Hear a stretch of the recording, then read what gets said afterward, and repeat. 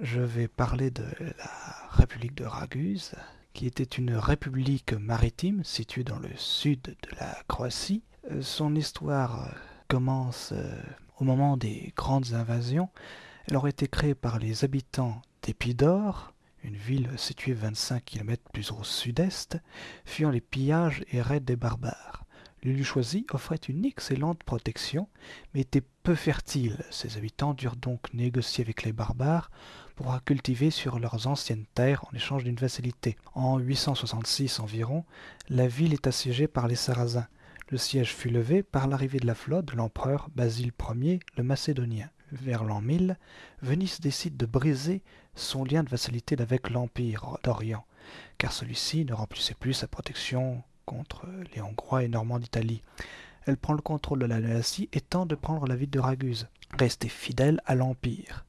La tentative de conquête vénitienne échoue et les Ragusains attribuent leur victoire à Saint Blaise, qu'ils adoptent comme saint patron de leur cité. En 1050, Raguse reprend aux Vénitiens le port de Gruz et prolonge ses frontières jusqu'à Zaton, à 16 km au nord de la ville, et en 1080, elle s'allie aux Normands d'Italie contre Venise.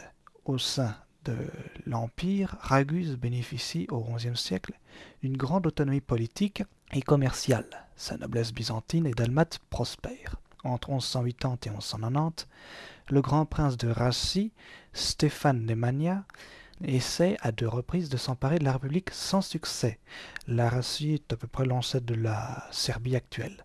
En 1171, une brève mais dure et significative occupation vénitienne met en lumière la faiblesse de la cité et de ses suzerains byzantins face à la puissance montante de Venise et de ses voisins serbes, l'obligeant à s'allier à diverses puissances. Ces agressions fréquentes n'empêchent toutefois pas la cité de se développer et de commercer avec de nombreuses villes italiennes. Néanmoins, la cité dalmate ne peut rivaliser avec la sérénissime République et sa formidable puissance maritime. Aussi la politique commerciale ragusaine abandonnera-t-elle progressivement le commerce maritime pour se tourner, en profitant de sa situation géographique stratégique, vers le commerce avec l'intérieur des Balkans. En 1191, l'empereur byzantin Isaac II Ange confirme aux marchands de la ville le privilège de commercer librement dans l'Empire. Mais Venise est désormais si puissante qu'elle peut s'attaquer non seulement à Raguse, mais à l'empereur lui-même. Elle utilise pour ce faire sa flotte, qu'elle met au service de la 4e croisade, et sa diplomatie par laquelle elle détourne cette croisade vers Constantinople. Venise profite donc de ce moment pour prendre le contrôle de la côte dalmate, dont Raguse, qui réussit néanmoins à négocier son autonomie. La domination de Venise dure de 1205 jusqu'en 1358, et permet à Raguse d'entrer dans une nouvelle ère de son développement économique. Venise ne cherche pas à écraser son ex-rival et lui accorde même les patentes que Byzance auparavant lui accordait. Ainsi, les exportations de la ville sont exemptées de droits de douane à Venise. En échange, Raguse constitue une base navale vénitienne dans le sud de la mer Adriatique. La ville constitue une formidable source de revenus pour Venise grâce aux ressources et routes commerciales qu'elle maîtrise, peau, cire, argent et autres métaux. Raguse profite du développement des gisements miniers de Serbie et de Bosnie, et les marchands ragusains établissant des rapports commerciaux étroits à travers les Balkans et au-delà, jusqu'en Transylvanie, d'où la ville importe de l'or et du sel, et même jusqu'en Pologne, d'où elle importe de l'ambre. En raison du développement économique et pour mieux se défendre des agresseurs, le chenal qui sépare la ville de la côte est comblé au cours du XIIe siècle et Raguse fusionne avec le faubourg slave de Dubrava, situé sur la rive opposée, formant ainsi une forteresse défendue par un puissant rempart nord. L'ancien chenal est aujourd'hui la rue principale de la ville nommée Stradun. Au milieu du XIIIe siècle, l'île de Lastovo est rattachée au territoire originel. En 1333, la péninsule de Pelješac est achetée à la Serbie. En 1345, elle fait l'acquisition de l'île de Mljet. Mais en janvier 1348, la ville est touchée par la peste noire et perd plus d'un tiers de sa population. En 1358, après une guerre perdue contre la Hongrie et à la suite du traité de paix de Zadar, Venise perd la possession de Raguse et de la Dalmatie continentale. Raguse reconnaît alors la suzeraineté hongroise et verse à l'Hongrie un tribut, mais réussit à garder son indépendance. Libéré des restrictions commerciales imposées par la cité vénitienne, Raguse profite même du fait que le royaume de Hongrie n'est pas une puissance navale pour se constituer sa propre flotte. Mais cette situation heureuse s'inscrit dans un contexte de tensions politiques dans les Balkans, consécutive à la mort en 1355 de l'empereur de Serbie Étienne Dušan. De plus, un autre danger pour le commerce de Raguse se profile avec l'invasion ottomane en Europe, qui en 1396 encercle déjà Constantinople et prend possession de la majeure partie de la Bulgarie. En 1399, la ville acquiert la région de Primorie entre Raguse et Pelješac. En 1409, Venise cherche alors à prendre le contrôle du marché de la ville de Drijeva, située à 100 km au nord de Raguse, près de l'embouchure de la rivière Neretva. Raguse considère cette région comme une importante place commerciale du fait de sa position stratégique pour établir des relations commerciales avec la Bosnie. Raguse défend sa position vis-à-vis du roi de Bosnie et réussit à garder son influence à Drijeva. Cette position est encore disputée par Venise en 1417 à propos de l'exportation du sel qui transite par la ville de Drijeva. Entre 1414 et 1417, la République de Raguse récupère les îles de Korčula, Brač et Hvar, mais est rapidement forcée de les rétrocéder à Venise dès 1420. Entre 1419 et 1426, la riche plaine de Konavle, au sud d'Astarea, qui inclut la ville de Ragusa Vecchia, la vieille Raguse, est achetée au royaume de Bosnie et rattachée aux autres territoires de la République. En 1416, la République de Raguse abolit le servage. En 1418, elle est le premier pays européen, parmi ceux qui le pratiquent, à abolir l'esclavage et donc à interdire le commerce des esclaves. Dans l'Empire ottoman, depuis le traité de 1458, les marchands ragusins ne payent en droit de douane que 2% de la valeur de la marchandise vendue. Même les musulmans payent 3%. Les juifs et les chrétiens de l'Empire payant 4% et les étrangers 5%. Ces privilèges sont d'autant plus importants que souvent Raguse conserve, du fait de l'exclusivité, des relations commerciales entre les pays catholiques et l'Empire ottoman, une position qui fait aussi la fortune de Venise. Au XVIe siècle, marchands et navires de Raguse vont de Flandre, d'Angleterre, d'Espagne et de Provence, jusqu'en Égypte et en Syrie. Au XVIe siècle, la flotte de commerce de la République compte jusqu'à 200 navires. Son commerce porte alors principalement sur les céréales, la laine et les peaux, les produits miniers, la cire, le carmin de cochenille et le sel, produit des Balkans exportés vers l'Italie. Vers les Balkans, Raguse exporte tissus, cristallerie, verrerie et autres produits manufacturés. Les Turcs ne cessent de progresser dans les Balkans. Ces annexions troublent et désorganisent les relations commerciales que Raguse entretenait avec la Serbie, notamment avec la ville minière serbe de Novo Brdo, qui chuta en 1441. La gravité de la situation force Raguse à prendre des mesures fiscales exceptionnelles afin d'aider les marchands en difficulté financière. Après de longues tractations avec les Ottomans, un traité est signé en 1442 autorisant les Ragusins à commercer librement dans les régions balkaniques occupées par les Turcs, contre les paiements de taxes et autres privilèges. En 1458, la République signe donc un traité avec l'Empire ottoman, dans lequel il est stipulé qu'elle doit payer un tribut annuel au sultan de 1500 ducats or au début, montant progressivement augmenté à 12 500 ducats or. En 1478, chaque année, un ambassadeur de la ville apporte au sultan le tribut avant le 1er novembre et renouvelle l'hommage de vassalité. Elle doit également détruire certaines de ses fortifications. En contrepartie, la République se voit accorder d'importants privilèges douaniers. En 1459, après la chute de la capitale de Smederevo, la Serbie est complètement occupée par les Ottomans et la pression s'accentue sur Raguse. Quelques années plus tard, les Ottomans occupent la Bosnie en 1463 et presque entièrement l'Herzégovine en 1465. La totalité des villes et des places fortes de l'arrière-pays de Raguse et de la Neretva comme Uskoplje ou Trebinje tombent aux mains des Ottomans à partir de 1465. La ville, fortifiée de Positelje, tombe en 1471, ouvrant le marché de Drijeva sur la Neretva et permettant le contrôle de la route vers la Bosnie. En conséquence, même si c'est déjà le cas depuis longtemps, le commerce de Raguse est sous le contrôle de la puissance ottomane. La conquête de l'Herzégovine se termine en 1482 par la prise de la ville de Novi, située à l'entrée des Bouches de Kotor. Les territoires annexés tombent ainsi sous le contrôle de l'administration ottomane et une frontière entre Raguse et l'Empire ottoman est bornée. Durant toute cette période de guerre, le commerce de Raguse est grandement affecté. Venise a détruit les salines de la Neretva et intercepté les navires marchands de Raguse. Des traités de paix sont finalement signés en 1503, mettant fin au désordre qui règne depuis plusieurs décennies dans la région. Avec l'Angleterre, l'Espagne et Gênes, la rue de Raguse est pour Venise un des adversaires les plus dangereux du XVe siècle, car susceptible de la concurrencer sur toutes les mers, l'Adriatique y comprise. Grâce à la proximité des forêts inépuisables de chênes de Gargano, la cité est en mesure de construire des bateaux à l'abri des Vénitiens. Pour leur part, les Ottomans considèrent Raguse comme un port d'importance majeure. L'essentiel du trafic commercial entre Florence et Boursa transite par Raguse. Le déclin de l'Empire ottoman et de son commerce avec l'Occident entraîne le déclin progressif du commerce ragusin, évidemment.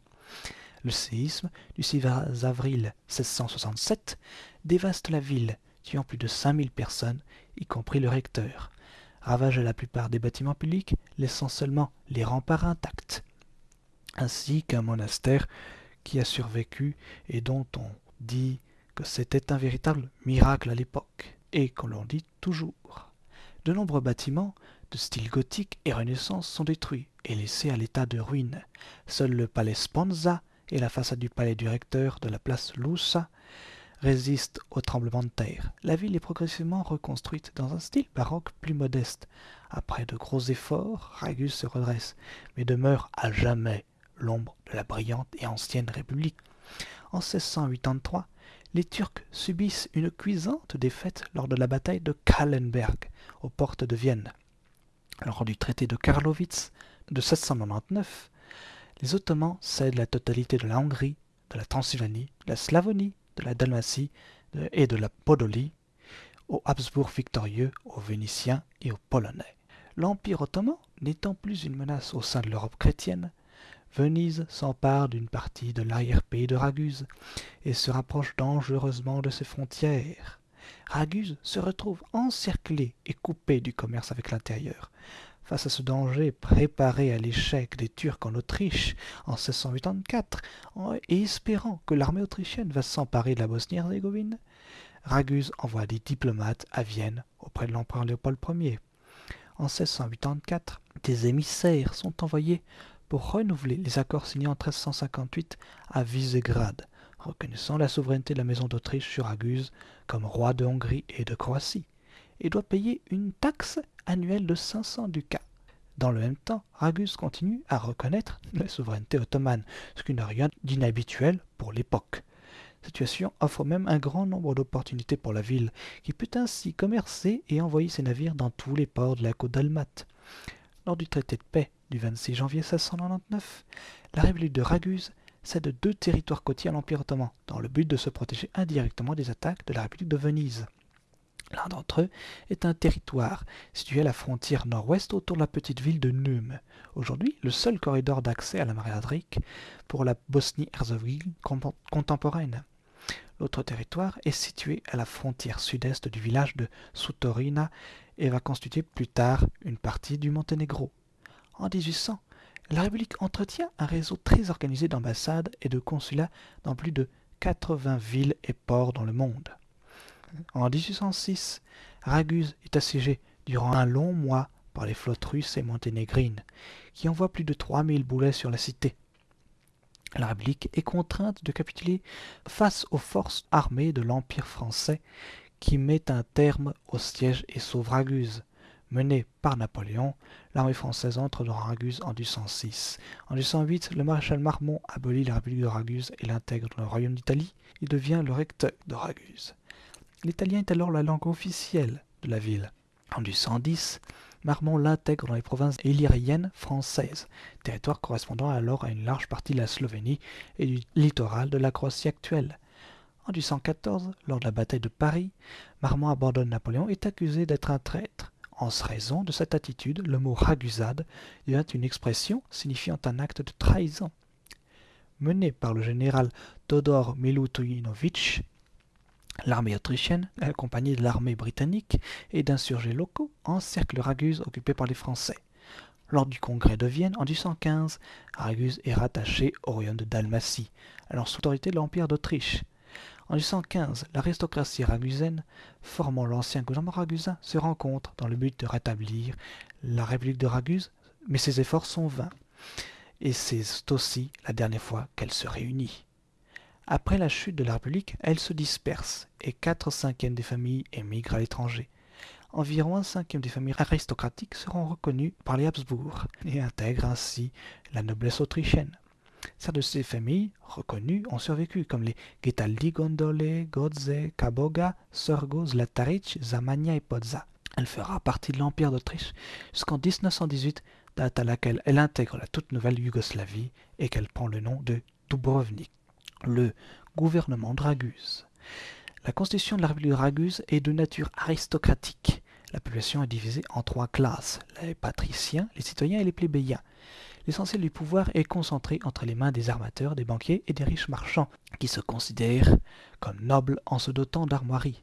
Capitaines de navires, commerçants plus modestes et maîtres des corporations constituent des citoyens plus ordinaires, qui peuvent occuper les postes subalternes de l'administration civile et judiciaire, parfois accéder au Grand Conseil. Matelots, artisans et paysans constituent la classe des plébéiens, souvent d'origine slave ou albanaise, sans aucune voix dans le gouvernement ni participation aux affaires politiques de la cité. Le mariage entre les membres de classes sociales différentes est interdit.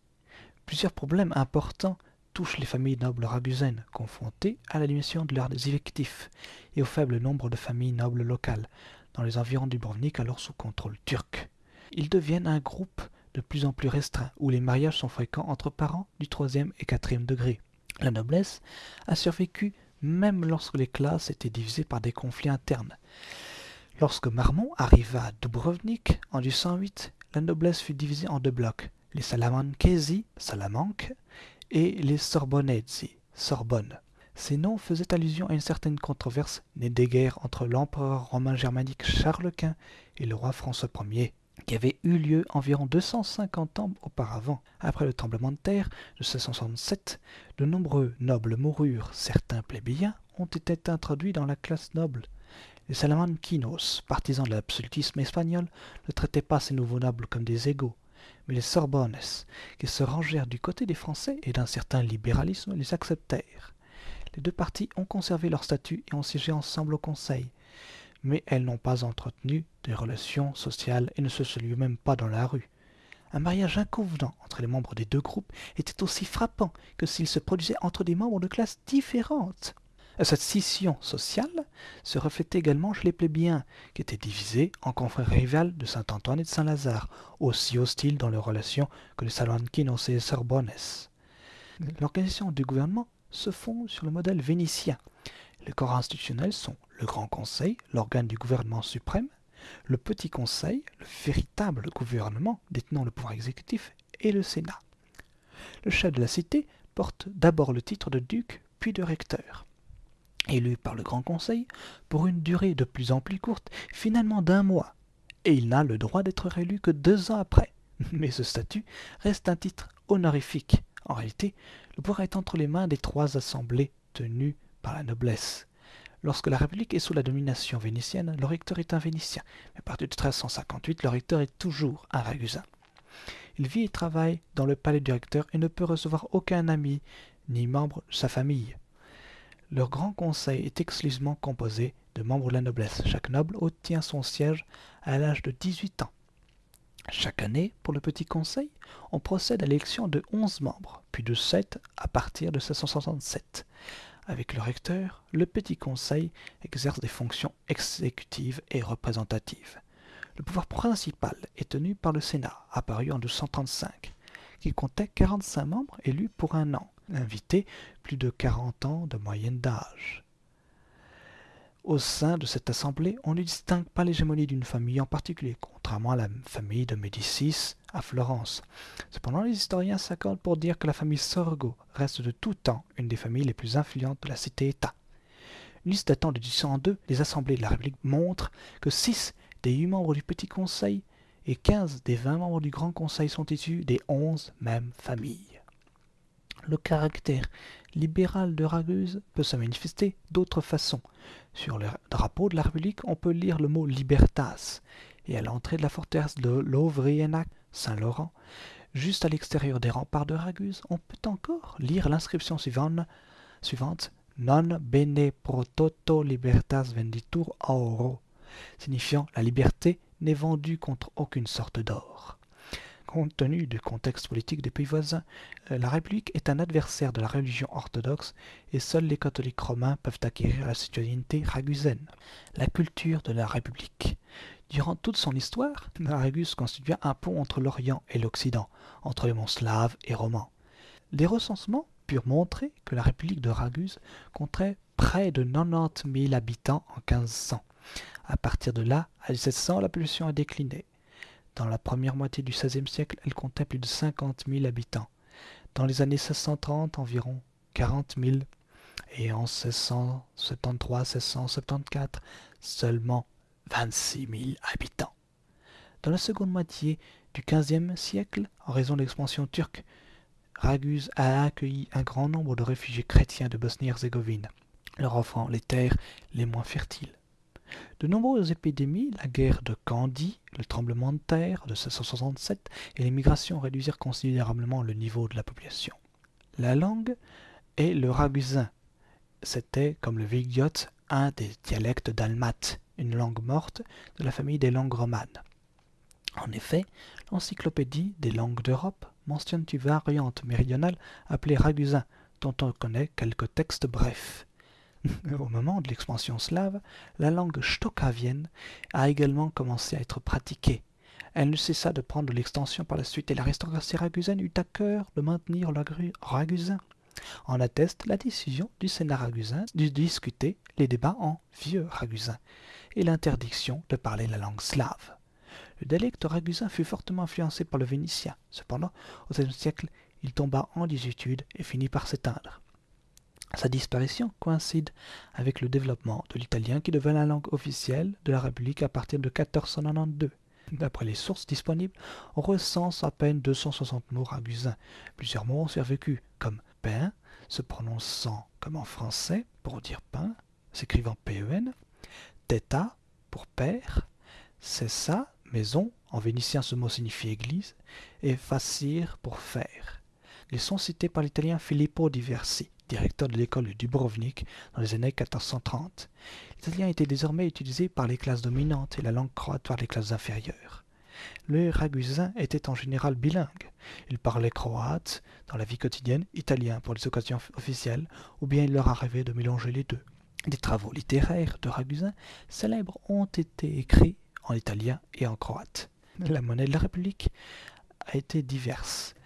Elle a utilisé au fil du temps dans une variété de systèmes, y compris l'artilouc, le perpera, le ducat et le libertin, les personnalités de la République. La seconde moitié du XVe siècle est l'âge d'une littérature latine renaissante et humaniste riche en Dalmatie. Selon Grobard, durant la Renaissance, la domination vénitienne sur la Dalmatie et Raguse a suscité la naissance d'intellectuels influents, la plupart du temps des aristocrates et des ecclésiastiques, des jésuites plus particulièrement, qui conservèrent la mémoire vivante de la Croatie et de la langue croate, notamment en composant et en traduisant des pièces de théâtre et des livres italiens ou latins en langue vernaculaire. Économiquement et politiquement indépendante, Raguse réunissait les meilleures conditions pour se distinguer et développer les arts et les lettres en Dalmatie. Des auteurs comme Elio Serva, poète et humaniste, arrivent ainsi avec talent à produire des réalisations artistiques les plus élevées en langue vernaculaire. Certains de ses contemporains déjà, comme Iakov de Bona et Damiano Benessa, utilisent la langue de Virgile pour exalter des termes chrétiens. Domenico Zlataric est aussi un célèbre poète ragusin, auteur des poètes diverses et traducteur en vers de la tragédie Électre de Sophocle, les Métamorphoses d'Ovide, Prigame et Thisbé et la Minta du Tasse. Ruggiero Giuseppe Boscovich est un prêtre jésuite dalmate qui était mathématicien, physicien, astronome, poète et philosophe. Il était né à Raguse, d'un père de Bosnie et d'une mère italienne de la famille Betera. Voici ce qu'était la République de Raguse. J'espère que cela vous aura plu.